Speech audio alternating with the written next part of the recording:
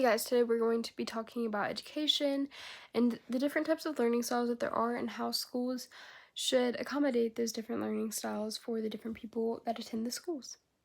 The first learning style we have is kinesthetic learning, which basically means that the people who are kinesthetic learners need to have things hands-on.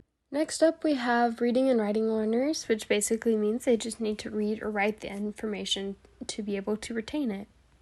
Next up, we have visual learning, which means that the person learning needs to see the material via pictures, videos, or demonstration. Lastly, we have auditory learners who just learn from hearing. So the big question is, how do schools implement these types of learning? So for the people who learn by reading and writing, a lot of teachers and educators use notes because the person would write their notes and then they read over them in order to study. So that helps out with a lot of the reading and writing. Science classes are really good about hands-on learning as far as experiments go, and those would really benefit kinesthetic learners who needs their learning to be hands-on. Next, we have our math classes who, whenever you do the examples, you're actually reading it and writing it on your paper, which helps out again with the reading and writing. And they also use examples to kind of show what's going on, so it helps out visual learners as well.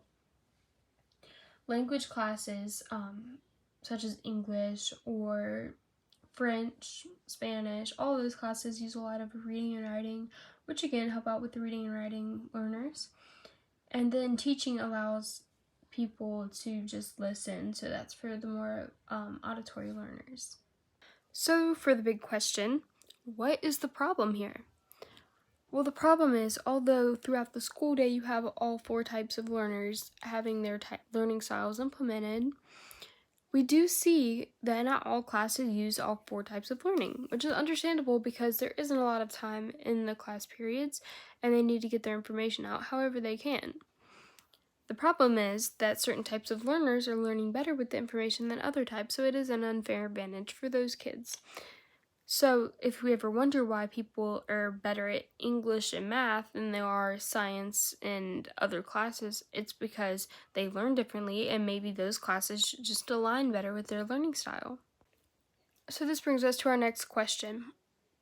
What can we even do about it?